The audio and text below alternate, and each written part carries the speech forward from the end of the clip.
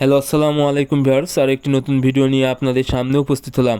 আজকের ভিডিওতে মূলত আমি আলোচনা করব দেশি মুরগি যদি সবুজ পায়খানা করে এবং ঝিম মারে, এর জন্য কি করণীয় বা এই সবুজ পায়খানা করার কারণ কি।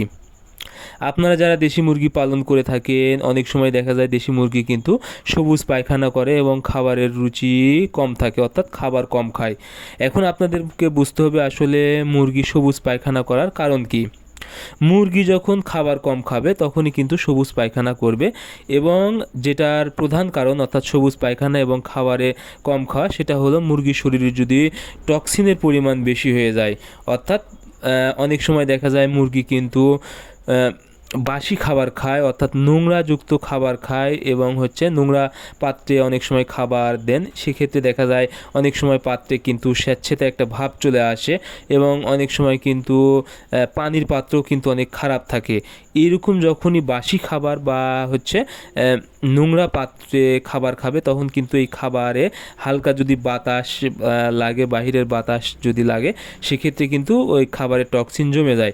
সেক্ষেত্রে দেখা যায় এই খাবারটা খেলে মুরগির শরীরে টক্সিনের পরিমাণ বেড়ে যায়। এতে কিন্তু মুরগির খাবার সহজে হজম হয় না এবং মুরগির খাবারের রুচি অনেক কমে যায়। তখন কিন্তু মুরগি এই সবুজ পায়খানা করে এবং আপনাদের খাবারের রুচি কম থাকে। এখন এটা থেকে রক্ষা করতে মুরগিকে অবশ্যই আপনারা ওষুধ হিসেবে ব্যবহার করবেন টক্সিন বাইন্ডার। যে কোনো কোম্পানির টক্সিন বাইন্ডার ব্যবহার করবেন 1 মিলি 1 লিটার পানিতে। আমি নাম বলতেছি কিছু, পিটক্স আছে, 6+ আছে, তারপরে টক্সিনিল প্লাস আছে, অ্যান্টক্স প্লাস আছে। আপনারা যে কোনো ভালো কোম্পানির 1 মিলি 1 লিটার পানিতে দুপুরে একবেলা করে ব্যবহার করবেন। আশা করি আপনাদের মুরগির এই সবুজ পায়খানা এবং টক্সিনের যে সমস্যা তা ঠিক হয়ে যাবে। এবং একবেলা করে জিঙ্ক ব্যবহার করবেন। জিঙ্ক 2 মিলি 1 লিটার পানিতে ব্যবহার করবেন, তাহলে মুরগির খাবারের রুচি বৃদ্ধি পাবে এবং মুরগির যদি বদহজমের সমস্যা হয় তাহলে তা ঠিক হয়ে যাবে।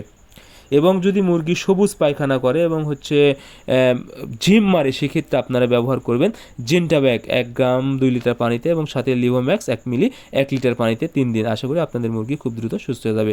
সো আজকের ভিডিও পর্যন্ত। ধন্যবাদ সবাইকে। আল্লাহ হাফেজ।